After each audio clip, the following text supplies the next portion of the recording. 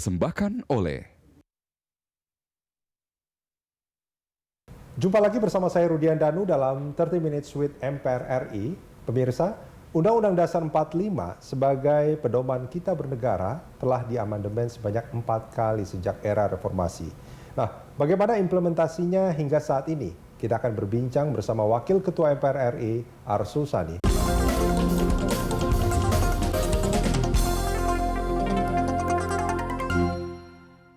Dipersembahkan oleh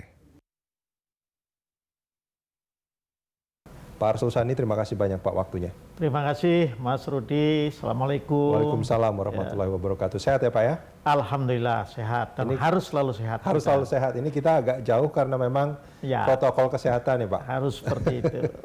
Pak Arsul, ini kalau kita bicara soal Undang-Undang Dasar 45 sebagai pedoman kita bernegara, sebetulnya masih banyak yang mempertanyakan apakah memang sudah seutuhnya terwujud gitu. Nah, banyak yang bilang belum sebetulnya. Bagaimana Pak Arsul melihat ini? Iya, kan begini Mas Rudi. Bernegara itu sebuah proses ya. Antara apa yang kita cita-citakan ya ketika kita ini membentuk negara dengan realitas dari waktu ke waktu itu sebuah proses. Dan kalau kita bicara proses, apa yang ideal yang kita cita-citakan itu pasti belum tentu semuanya terwujud. Jangankan kita yang baru 75 tahun ya. Kalau kita bicara tentang Amerika yang konstitusinya berarti kalau kita hitung dari tahun 1776 sekarang itu sudah berapa itu 200 tahun lebih ya. Bahkan 240 tahun ya. Itu kan banyak hal juga yang kemudian dianggap bahwa American Dream itu belum sepenuhnya tercipta ya. Makanya kampanyenya Trump itu kan make Amerika Great Again tahun 2016. Itu kan menunjukkan bahwa kebesarannya belum tercapai karena memang semua negara saya kira itu berproses kehidupannya. Nah, kalau untuk Indonesia sendiri sebetulnya cita-citanya kalau dirangkum dalam satu kalimat sederhana, apa Pak Arsul? Kan cita-cita kita bernegara itu sudah tertuang dalam pembukaan Undang-Undang Dasar 1945 ada 4 ya, melindungi segenap bangsa Indonesia dan seluruh tumpah darah Indonesia, kemudian memajukan kesejahteraan umum, mencerdaskan kehidupan bangsa dan ikut dalam perdamaian dunia yang berdasarkan pada kemerdekaan, keadilan dan lain sebagainya itu. Itulah sebetulnya cita-cita kita bernegara. Tentu ya kalau kita bicara misalnya soal melindungi segenap bangsa Indonesia dan seluruh tumpah darah Indonesia, pasti jawabannya belum semua terlindungi. Nah, buktinya paling sederhana apa? Masih banyak rakyat yang menjadi korban penggusuran yang tidak benar. Masih banyak rakyat kita yang belum mendapatkan keamanan yang cukup sehingga daerah-daerahnya misalnya masih ada katakanlah kriminalitas ya, masih ada kelompok kekerasan bersenjata KKB misalnya di Papua. Itu contoh-contoh bahwa belum semuanya seperti apa yang kita cita-citakan. Tapi itulah memang perjalanan yang harus kita lalui. Gitu. Nah, kalau ini adalah sebuah proses, apakah proses yang sedang berlangsung ini sebetulnya betul-betul mengarah ke arah cita-cita itu? Atau sebetulnya ini masih justru melebarkan jarak gitu? Ya, saya kira begini, kalau kita bicara sebagai sebuah proses, mengarahnya ada. Dan proses itu juga membawa kemajuan-kemajuan, ada progres lah.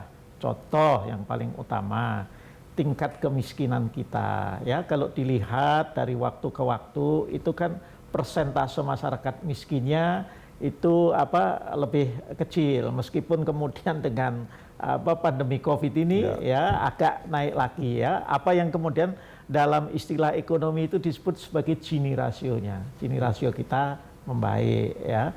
Nah, yang lain-lain saya kira juga sama, tetapi sekali lagi ya banyak hal yang kita belum sampai pada tahapan seperti yang kita cita-citakan. Gitu.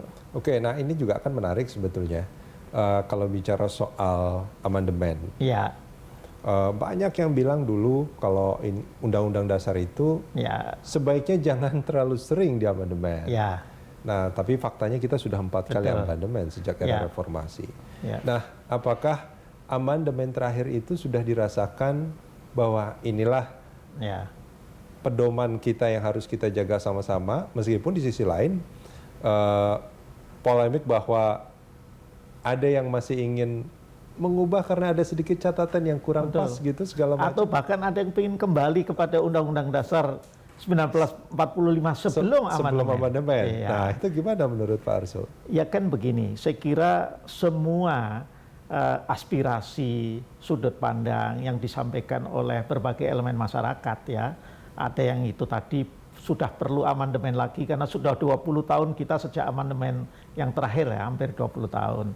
Nah, kemudian tetapi juga ada yang mengkritisi amandemen yang 4 kali itu terburu-buru sehingga itulah diperlukan amandemen untuk ya menutup hal-hal yang diatur dalam Undang-Undang Dasar hasil amandemen yang terburu-buru itu tadi.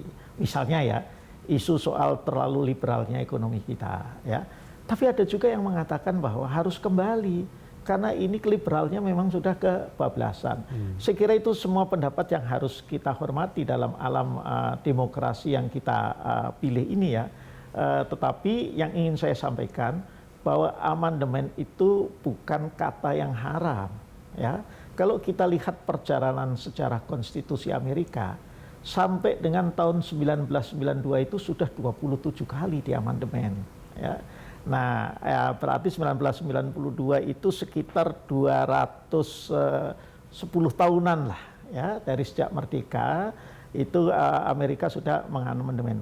Intinya yang ingin yang ingin saya sampaikan adalah bahwa ya amandemen itu harus tetap kita buka kemungkinannya, tetapi jangan gerusa-gerusu, jangan gegabah, harus melalui proses dan kajian-kajian yang benar-benar matang. Ya, bahkan kalau ada amandemen lagi, karena ini memang menjadi semacam amanah ya, rekomendasi dari MPR periode yang lalu 2014-2019 ya, itu menurut saya harus jauh lebih baik proses persiapannya daripada amandemen yang 4 kali itu. Gitu. Harus ada semacam kajian yang dalam, mungkin melibatkan juga para ahli juga. Betul, tentu.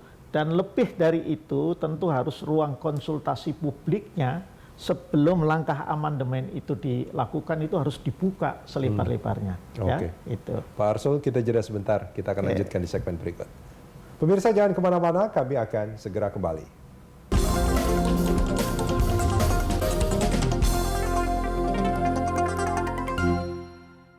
Dipersembahkan oleh